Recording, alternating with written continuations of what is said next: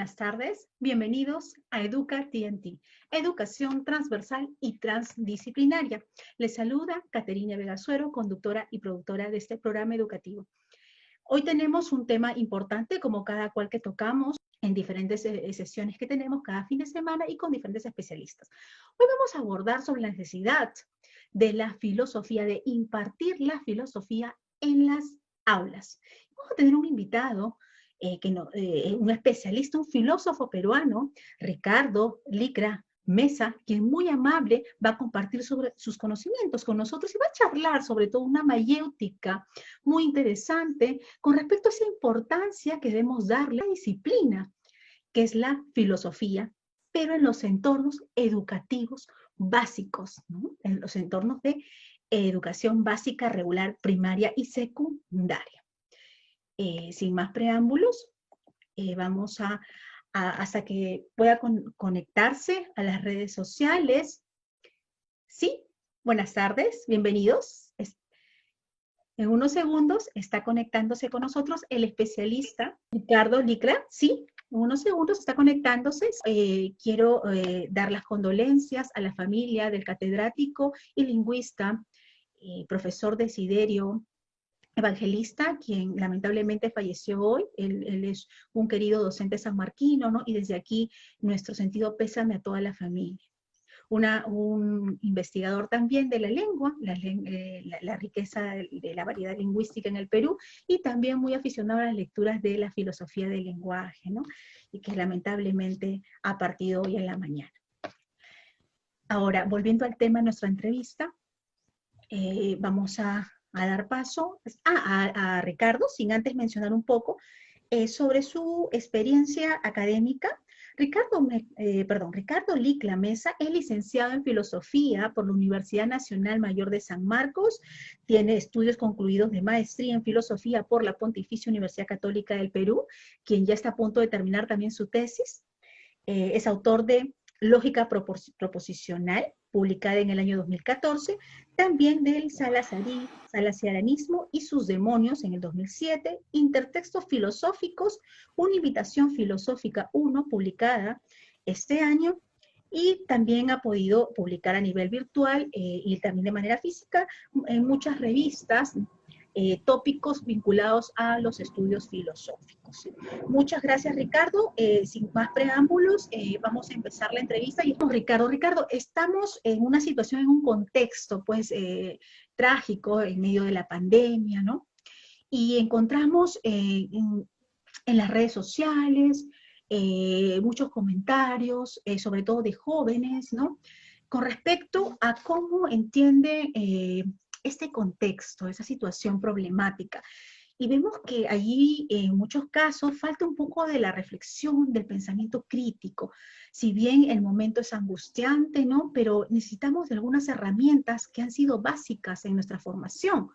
No obstante, de repente no las hemos recibido de la manera adecuada o lo están recibiendo recién, ¿no? Con cambios, pero como que falta complementar otros mecanismos. En todo caso, si hablamos precisamente de cómo desarrollar el pensamiento crítico y la reflexión en los estudiantes de educación secundaria, ¿no? Muy aparte de los contenidos que que los profesores, muy destacados, muchos de ellos, pueden impartir a sus alumnos, también hay una necesidad de complementar con los conocimientos y las técnicas de la filosofía, ¿no? Cuéntanos de tu experiencia, Ricardo. ¿Por qué es importante que regrese la filosofía a las aulas peruanas? Gracias primero, Katy, por la invitación y sobre todo por pretender, digamos, abordar de alguna manera, dar nuestro granito de arena para conversar, ¿no?, sobre estos asuntos, digamos, en este contexto tan difícil, ¿no?, tan complicado, pero al menos dar algún aliento, ¿no?, algunas opiniones, algunas ideas en torno a la importancia de la filosofía en la educación básica, ¿no? Para empezar, creo que esto de la necesidad del curso de filosofía en los colegios habría que entenderlo como como una urgencia, ¿no? Como una carencia de, de una formación crítica, de una formación racional, de una formación holística a nivel, digamos, de la escuela, a nivel del colegio, ¿no? Y pienso que la filosofía, con los diversos rasgos, las diversas características que tiene, podría, digamos, ayudar en la formación del ciudadano, ¿no? Eh, eso supone que incluso el que va a enseñar, ¿no? Este curso debe tener de alguna manera una formación más o menos pertinente, ¿no? Para desarrollar, digamos, este curso, ¿no? Recordemos, pues, trabajar con las ideas, ¿no? Es un asunto bastante que requiere de mucha responsabilidad y es, digamos, un tanto difícil, ¿no? Digamos, brindarle a los estudiantes que de alguna manera no necesariamente están prestos a escuchar una charla filosófica, ¿no? Pero pienso que podría ayudar mucho en la formación de los ciudadanos, ¿no? Claro, y es muy importante cómo hacer, qué dinámicas utilizar los docentes, ¿verdad? Cómo llegar a los jóvenes, porque sabemos que es una noción, digamos, no sé, son teorías filosóficas, pero cómo hacer que sea interesante, llame la atención, motive al alumno. Ahí viene mucho la didáctica, ¿verdad? La metodología que utiliza el maestro. Cuéntanos desde tu experiencia enseñando a jóvenes y adolescentes, ¿no? Y tienes muchos seguidores entre el público juvenil, valga la repetición, ¿no? ¿Podrías compartir, porque la mayoría de seguidores de la página de Educa son maestros, profesionales de distintas áreas, pero que les interesa mucho este tema? Cuéntanos, ¿cómo se debería enseñar la filosofía a niños y adolescentes? Sobre todo, centrémonos como estamos en colegio, educación básica, regular, secundaria, ¿no? ¿Cómo se debería enseñar filosofía a adolescentes, ¿no? ¿Qué metodologías tú has utilizado, ¿no? ¿Qué herramientas, qué andamios, ¿no? ¿Qué material te ha servido para poder llegar, ¿no? Además de la palabra, ¿no? De la dialéctica. Bien, justo planteas una pregunta un tanto complicada, ¿no? Porque es, digamos, muy sencillo exigir la importancia y la necesidad de la enseñanza de un curso, ¿no? O la implementación de un curso de filosofía en los colegios, incluso desde primaria, eh, pero habría que evaluar cuáles son las buenas razones que podrían justificar de que esto se materialice, ¿no? Y eso justamente se enlaza con la pregunta que planteas, ¿no? ¿Cómo enseñar eh, un curso de filosofía? Y eso a su vez nos lleva a la pregunta, eh, ¿se debe enseñar filosofía o es que se debe enseñar a filosofar? ¿No? Entonces, habría que, digamos, delimitar un poco, ¿no? Ahí, digamos, me apoyo un poco en la propuesta kantiana, seguida por Salazar Bondi, filósofo peruano, sanmarquino, ¿verdad? Muy conocido. Kant decía, justamente una cosa es enseñar filosofía y otra muy diferente es enseñar a filosofar, ¿no? Enseñar filosofía supone dar ya los conocimientos acabados, incluso tal vez ya definitivos, ¿no? Y entonces el alumno, cual un vaso vacío, debe ser llenado de contenidos, ¿no? Entonces, creo que eso va incluso en contra del espíritu filosófico, ¿no? Más bien, en contraste a esa propuesta, a esa mirada, digamos, el enseñar a filosofar más bien, que es lo que, digamos, exigimos en el fondo, a través del curso de filosofía, enseñar a filosofar más bien implica de que el profesor de filosofía debe enseñar a reflexionar filosóficamente. De hecho, todos los humanos, salvo algunas excepciones seguramente, pero un humano normal, reflexiona, piensa, todos pensamos, todos reflexionamos, pero muy diferente es, digamos, reflexionar filosóficamente. ¿Y qué significa de que el profesor debe enseñar a filosofar al estudiante? Significa que este estudiante, este futuro ciudadano, debe aprender a pensar con criticidad, ¿no? De manera reflexiva, de manera racional, dando razones, dando argumentos de por qué opina tal cosa o de por qué decide tal cosa, ¿no? O sea, enseñarles a pensar filosóficamente significa tener esos elementos de la racionalidad, de la criticidad y sobre todo esa mirada holística, ¿no? Eso es pensar, enseñarles a filosofar y sembrar desde niños esa justamente actitud filosófica. No es que no se trata de brindarle los conocimientos y acabados para que el alumno, cual un papagayo, repita nada más y sin haberlo entendido, sin haberlo encarnado, digamos, ciertas categorías filosóficas, ¿no? Nuestra propuesta va más bien por el enseñar a filosofar, por el enseñar a reflexionar, tener esa actitud filosófica, ¿no? Pienso que por ese lado va, digamos, la exigencia, ¿no? Ahora, ¿cómo lograr eso, ¿no? Para, digamos, dar en el clavo con tu pregunta, ¿no? ¿Cómo? De hecho, hay muchas formas, hay muchos mecanismos, muchos métodos, muchos procedimientos, ¿no? Estrategias, ¿no?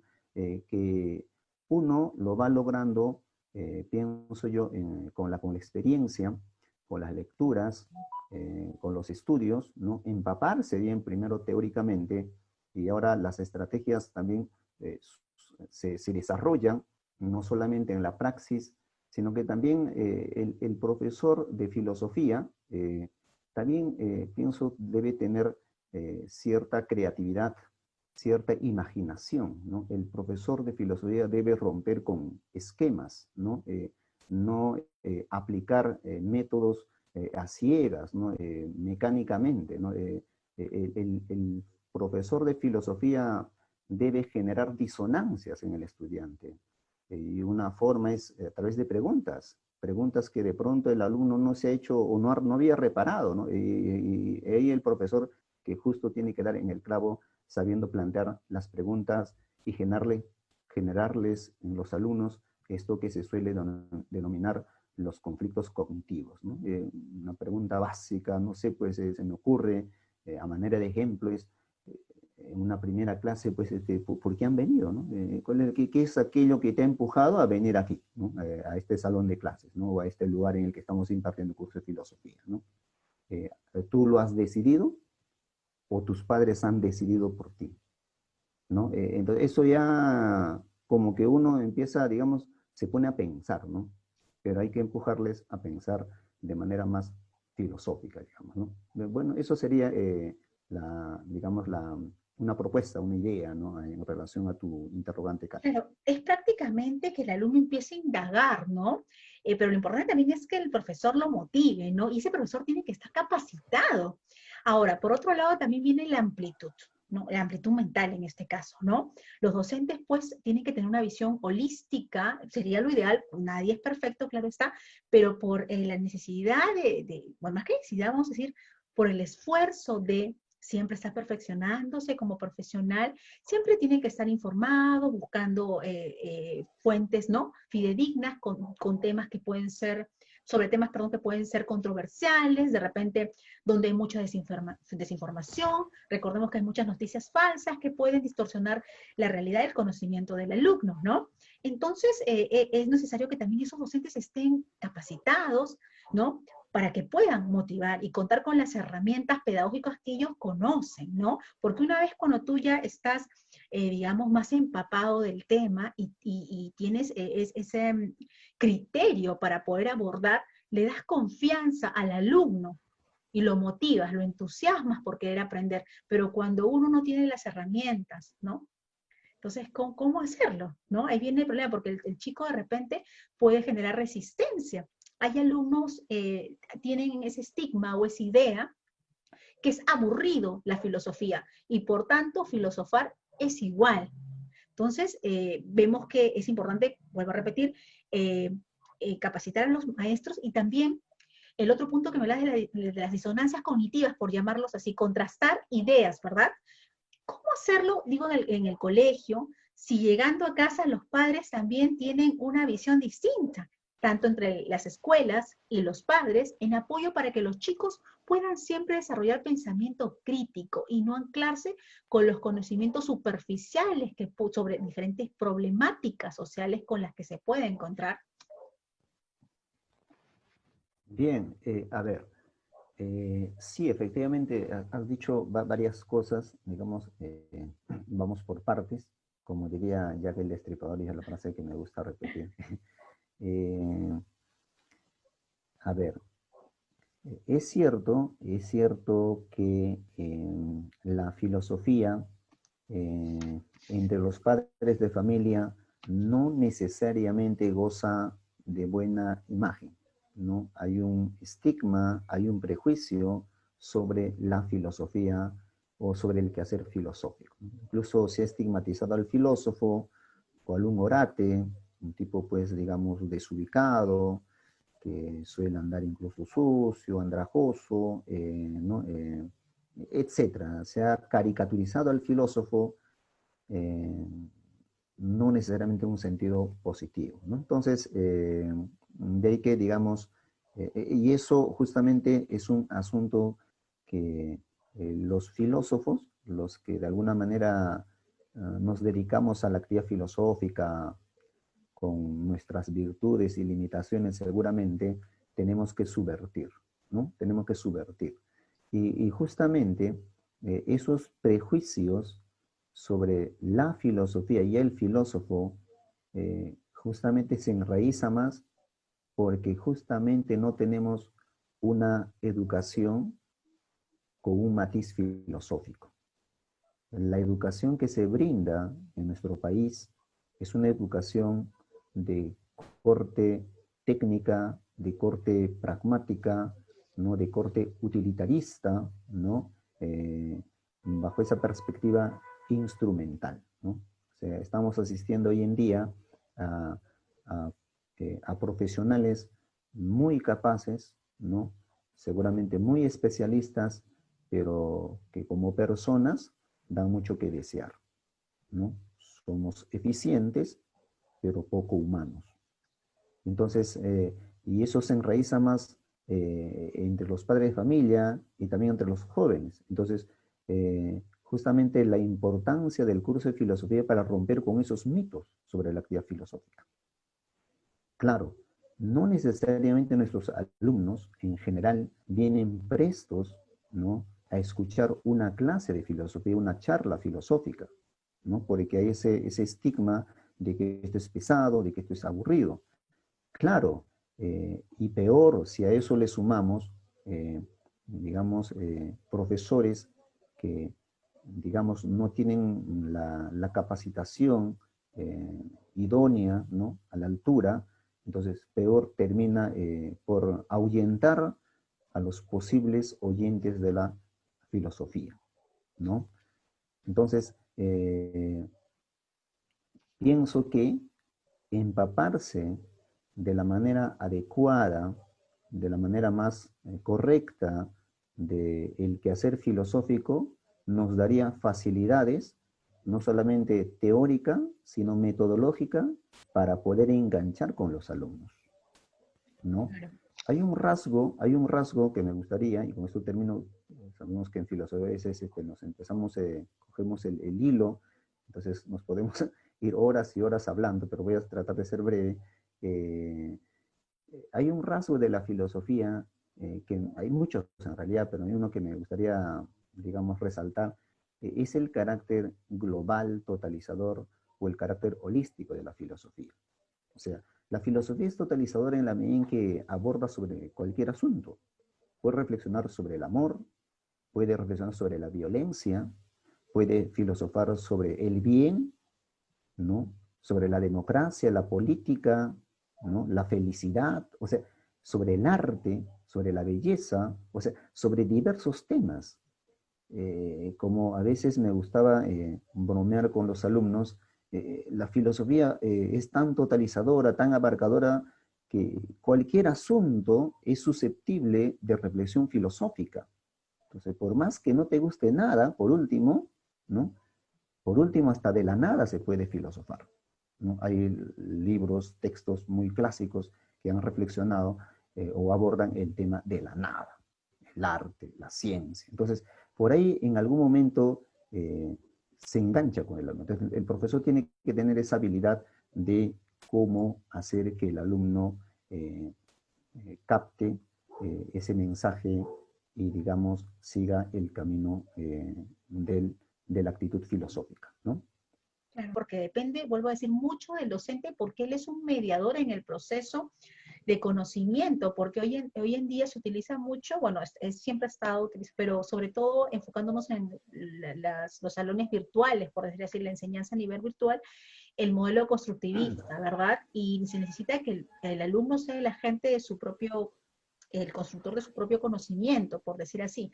Entonces, para eso necesita pues también docentes que sean competentes, ¿no? Inducir, orientarlos a que, ¿no? A que los jóvenes estudiantes puedan indagar más allá, ¿no? Y, por ejemplo, casos, ¿no? Por ejemplo, casos, proyectos, trabajos colaborativos, ¿no? Que implican investigación, exploración, ¿no? Sobre temas, digamos, importantes, problemáticas que vemos hoy en día. Por ejemplo, hay tantas problemáticas sociales para analizar, ¿no?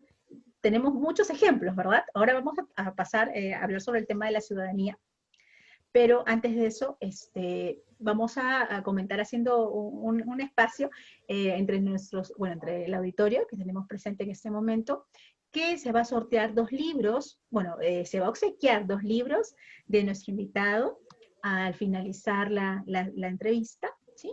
Por favor, estén atentos porque se tratan de preguntas que el mismo escritor va a realizar, ¿no? 2 preguntas para que ustedes puedan contestarlas, pero obviamente sobre la base de lo que él ha estado comentando, ¿no? Entonces, continuamos. Volviendo al tema.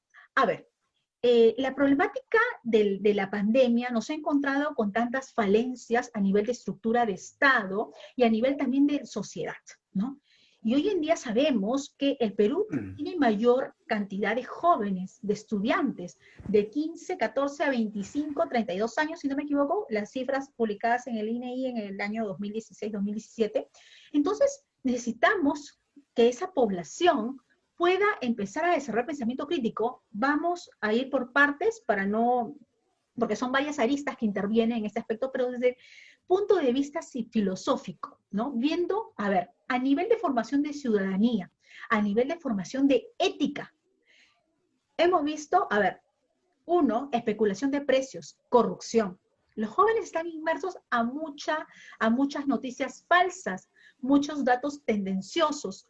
Los maestros, a ver, cuentan de repente no con todas las herramientas necesarias en el momento, porque también las horas son breves, pero tampoco se puede exigir que sean tan largas, pero me refiero en ese caso a los elementos de la filosofía para poder, ¿no?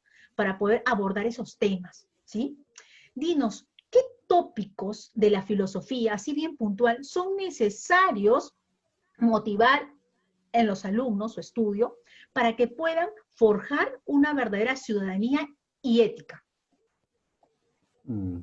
Bueno, esa pregunta es, digamos, ya de fondo, digamos, se podría interpretar también en el supuesto de que ya se implementase la enseñanza del curso de filosofía a nivel de la educación básica.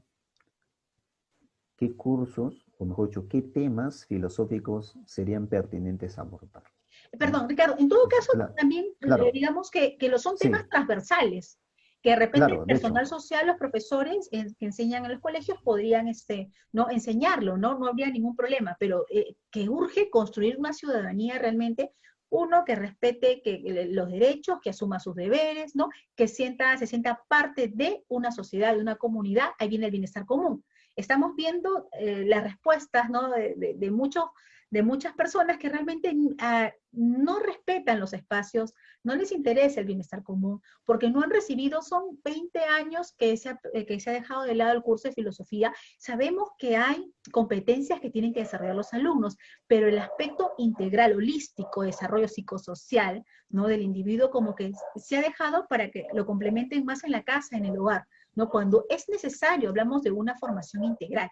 ¿Qué tópicos, qué temas los profesores en sus clases de personal social podrían abordar, ¿no? ¿Qué tópicos de la filosofía, ¿no? De repente, no sé, Sócrates, Aristóteles, sobre la ética, de repente Kant, ¿no?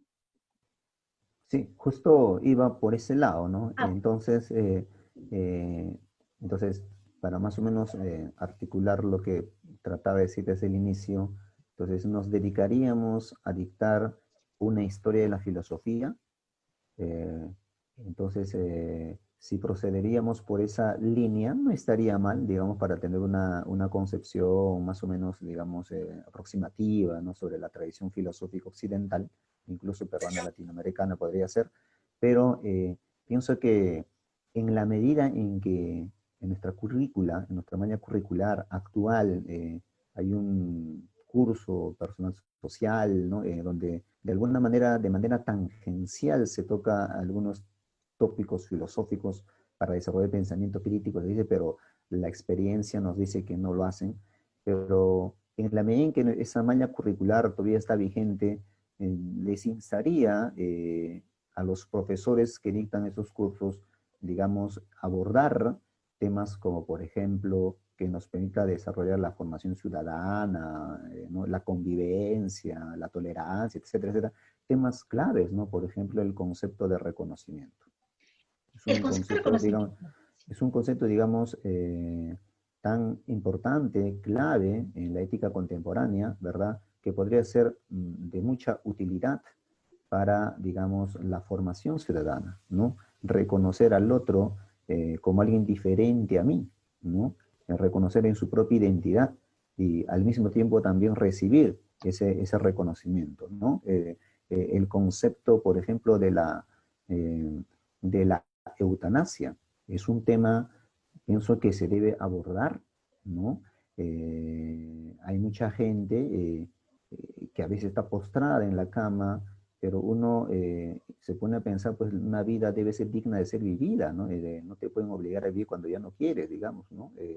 Esos temas, digamos, es un tema candente, ¿no? Por ejemplo, el tema de la violencia. Nosotros somos herederos de una época, los 80, una época que ha generado, digamos, mucha convulsión, pero digamos, es un asunto que tratamos de maquillarlo, ocultarlo, esconderlo y no lo abordamos, ¿no? El tema de la violencia, ¿no? Hay distintos ángulos desde los cuales se puede abordar ese asunto, ¿no? El problema de género, ¿no? Es un tema fundamental que hay que abordarlo, ¿no? Entonces, los problemas no se deben maquillar, no se deben esconder, al contrario, ¿no? Hay que desenmascararlos para abordarlos, ¿no? De eso se trata más bien, ¿no? Entonces, yo pienso que hay temas fundamentales que podrían ser útil en la educación básica. Y si, como les decía al inicio, eh, en el caso de que se enseñase el curso o se implementase el curso de filosofía, de hecho, una propuesta sería abordar la filosofía a partir de los problemas filosóficos, más que presentar una historia de la filosofía, que no estaría mal, es lo que clásicamente se hace, pero mejor sería desde los problemas filosóficos, que es el bien, que es la felicidad, que es la justicia, que es la tolerancia, que es la solidaridad, ¿no? Esos temas, digamos, podrían encajar, plenamente en nuestra educación. Y sería muy útil, en realidad, ¿no? A mí me genera cierta nostalgia que a estas alturas, siglo XXI, estamos ya muy cercano al bicentenario y estamos con las justas discutiendo, abordando el tema si se debe enseñar el curso de filosofía en los colegios o no. Claro Cuando en que países como Chile, Ecuador, Brasil, y si nos vamos a los países europeos como España, Francia, Alemania, es normal, es parte de su normalidad, ¿no? Aquí como que todavía también parecemos, desde esa perspectiva, un tanto primitivos en realidad, ¿no? Yo pienso que eso ya hace rato. Y Exacto, Ricardo. lo que me apena más es que incluso hay instituciones que no promueven eso, ¿no? Exacto, sí. O desde la academia solamente, digamos, nos dedicamos a reflexionar entre nosotros nada más y no se democratiza la Claro, filosofía. debería Ese es ser un gran problema libre, también, ¿no? universal. Está Perfecto, aislado, ¿no? Ricardo, sí. El Sí, pensamiento filosófico de la vida excelente. cotidiana. Invitamos, por favor, lo que pasa es que estamos con los minutos, hemos estado esperando regular cantidad de tiempo. Lo siento. Invitamos al público, por favor, alguna pregunta que quieren realizarle a Ricardo Liclea. Preguntas concretas, por favor, para les comentamos que muy pronto vamos a abrir comunidades en Facebook sobre Educatienti y específicamente también en temas de filosofía. Ricardo va a dictar próximamente 2 talleres gratuitos, ¿no? Para profesores y para estudiantes, ¿no? Pero todavía vamos a pasarles más información al respecto en el transcurso de la semana, ¿sí? Esto solamente ha sido una entrevista muy general para conversar sobre la importancia que en realidad que urge, por decirlo así, ¿no? En esta pandemia, sobre todo, incentivar a los alumnos a que aprendan a filosofar, más que enseñarle teoría, ¿no? Filosófica, enseñarle a desarrollar pensamiento crítico, ¿no? Y a partir de hay teorías que son aplicables, ¿verdad? A coyunturales, ¿verdad? A tópicos muy, muy puntuales de nuestra sociedad. Ricardo pues ya lo mencionó, la teoría del reconocimiento, ¿no? Que es la más actual, ¿verdad? La que generalmente vienen utilizando los filósofos para poder hacer análisis diagnóstico, ¿verdad? Ricardo, empezamos en todo caso, como vamos a tener siguientes, de acá a una semana, siguientes talleres y también conversatorios como este, ¿no? Entrevistas. Vamos a invitar a los participantes al auditorio para que puedan ser parte del sorteo de los 2 libros, ¿sí? Ricardo, a ver, tú serías en todo caso, por ser el especialista, en dar la primera pregunta y luego la segunda. Sí, a ver, de manera concreta. De hecho, como tú dices, Katy, para reforzar esa idea, este es digamos, un conversatorio, un intercambio de ideas bastante breve, bastante general. No pretendemos, pues, abordar en pocos minutos todo el tema complejo, ¿no? Por qué se piensa en el curso de filosofía, cuáles son los tópicos más importantes. Es una pincelada bastante general. Como dice Katy, ya habrá otros eventos que estaremos organizando, digamos, para abordar con más detalle los diversos temas filosóficos que son de importancia y de coyuntura. Sobre algunas preguntas, bueno, 2 preguntas. La primera. está bien. Algo así muy puntual para aquellos que de alguna manera se han estado poniendo desde el principio, para no complicarles mucho la vida, con preguntas muy rebuscadas. A ver, en mi participación resalté un rasgo de la filosofía, ese rasgo de la filosofía que aborda cualquier asunto, ¿no? ¿Cuál es esa característica de la filosofía que hemos resaltado?